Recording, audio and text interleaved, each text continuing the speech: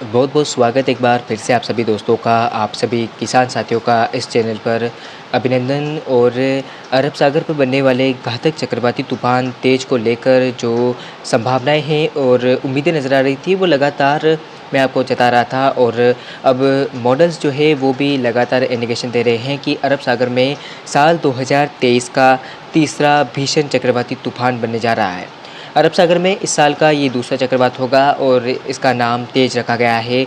मौसम विभाग का कहना है कि ये चक्रवात आज कम दबाव के क्षेत्र में तब्दील हो चुका। 25 अक्टूबर तक सिस्टम के प्रभावशाली होकर भारत की ओर आने की संभावनाएं जो है वो प्रबल हो गई है। पहले लगातार मॉडल ट्रैक दिखा रहे थे कि ओमान की तरफ और आसपास के भागों पर तूफान के लैंडफॉल की प्रक्रिया होगी, और ECMW मॉडल का भी यही कहना है। इसके अलावा GFS मॉडल कुछ और दिखा रहे हैं। GFS मॉडल का कहना है कि ये सिस्टम जो है वो भारत की ओर आएगा और भारत के गुजरात तट से इसके टकराने की संभावनाएं जो है वो नज़र आ रही है। तो क्या कुछ संभावना है, किस तरह से इसका ट्रैक रहेगा, किस दिशा में आएगा और किन राज्यों में खतरा हो सकता है चक्रवात को लेकर, तमाम जानकारी मैं आपको इस वीडियो में दूंगा।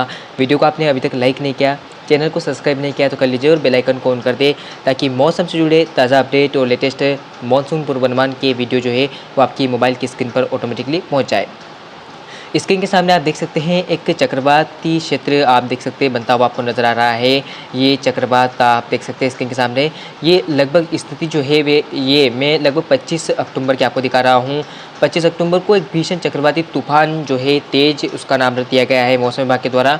और ये तेज़ तूफान 73 किलोमीटर प्रति घंटे की रफ्तार से गुजरात के आसपास पहुंचने वाला है, ऐसी संभावनाएं मॉडल्स को देखने के बाद मिल रही। तो चलिए दोस्तों, मैं आपको पहले ट्रैक दिखा देता हूं कि चक्रवाती तूफान के किस दिशा में आगे बढ़ने की संभावनाएं जो है हमें नज़र आ रही है। तो लगभग मैं आपको स्थिति का जिक्र करूँगा। आप स्क्रीन के सामने देख सकते हैं कि किस तरह से लगभग 21 अक्टूबर के आसपास 20-21 अक्टूबर की स्थिति मैं आपको दिखा रहा हूँ। यहाँ पर एक डिप्रेशन बनता हुआ नज़र आ रहा है दक्षिण पूर्वी अरब सागर के भागों पर। और ये सिस्टम अगर मैं आपको आगे दिखाने की कोशिश करूँ तो लगभग आप देख सकते हैं कि ये सिस्टम डीप डिप्रेशन में कन्वर्ट हो जाएगा। उसके बाद सिस्टम एक चक्रवाती तूफान का रूप लेगा, ऐसी संभावनाएं जो है वो नज़र आ रही है। इसके अलावा इसका ट्रैक अगर हम देखें तो पहले अगर इसका ट्रैक जो है वो इस दिशा में रहेगा, यानी कि चक्रवात जो है वो ओमान के तटीय क्षेत्रों को पार करता हुआ, यानी कि आसपास के भागों से भारत की ओर आएगा, ऐसी संभावनाएं जो है वो नज़र आ रही है। तो आप देख सकते हैं 21 अक्टूबर को ये सिस्टम लगभग आप देखें कि किस तरह से 57 किलोमीटर प्रति घंटे की रफ्तार से अपनी हवाओं को आसपास धकेल सकता है। 57 किलोमीटर प्रति घंटे की रफ्तार से सिस्टम जो है वो भारत की ओर आएगा, इसके आसार नजर आ रहे हैं। 24 अक्टूबर आते आते ये सिस्टम देखिए अपना ट्रैक बदलेगा और आप देख सकते हैं किस तरह से ये लगभग उत्तर पूर्व की ओर अपना घुमाव कर रहा है। और लगभग विंड स्पीड की बात की जाए तो 63 किलोमीटर प्रति घंटे की रफ्तार से हवाएं चलने की संभावनाएं जो है वो इस सिस्टम में नज़र आ रही है। इसके अब आगे मैं आपको दिखाने की कोशिश करूँ। आगे आप देख सकते हैं सिस्टम जो है लगभग ओमान को प्रभावित करेगा। ओमान के तटीय क्षेत्रों पर तेज हवाएं चलेगी और साथ साथ भारी बारिश के आसार नज़र आ रहे हैं।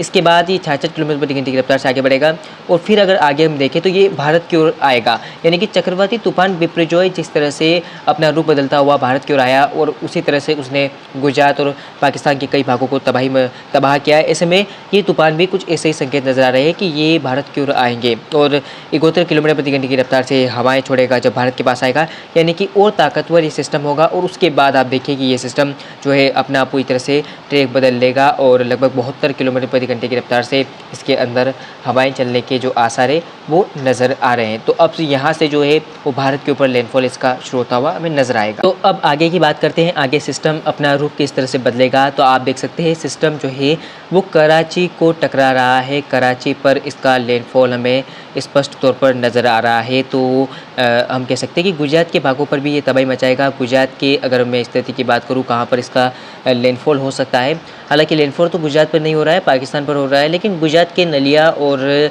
भुज कच्छ के क्षेत्रों पर काफ़ी व्यापक तौर पर भारी बारिश हवाएं चलने के आसार हमें यहाँ पर नज़र आ सकते हैं। द्वारका तट पर भी जो है वो भीषण हवाएं, जामनगर में भी भीषण हवाओं के चलते जो है आम जनजीवन कुछ प्रभावित हो सकता है। इसके बाद तूफान के आगे बढ़ते हुए लगभग आप देख सकते हैं कि जिस तरह से बिपरजॉय तूफान गुजर रहा था, कुछ इस तरह का सीन ये नज़र आ रहा है। और ये सिस्टम जो है वो लगभग आप देख सकते हैं किस तरह से आगे बढ़ता हुआ जब पहुंचेगा, लगभग आप देख सकते हैं तो ये साइक्लोन की तीव्रता में रहेगा। राजस्थान के ऊपर आते-आते ये सिस्टम फिर डिप्रेशन में तब्दील होगा। उसके बाद धीरे-धीरे ये खत्म होने लगेगा। लगभग-लगभग आप देख सकते हैं किस तरह से ये सिस्टम जो है वो राजस्थान के ऊपर आता हुआ हमें नज़र आ रहा है और बाद में खत्म होता हुआ भी हमें नज़र आ रहा है। तो कुछ इस तरह का चक्रवात का ट्रैक नज़र आ रहा है। चक्रवाती तूफ़ान में तेज के बनने को लेकर जो संभावना है, उम्मीदें हैं, वो प्रबल है। और इस समय चक्रवात का ट्रैक आप एक बार और देख लीजिए किस तरह से सिस्टम उत्तर-पश्चिम दिशा में पहले आगे बढ़ेगा। उसके बाद सिस्टम का जो प्रभाव है वो उत्तर-पूर्व की ओर होगा और ये सिस्टम और इंटेंसिफ़ाई होता हुआ हमें नज़र आएगा। आप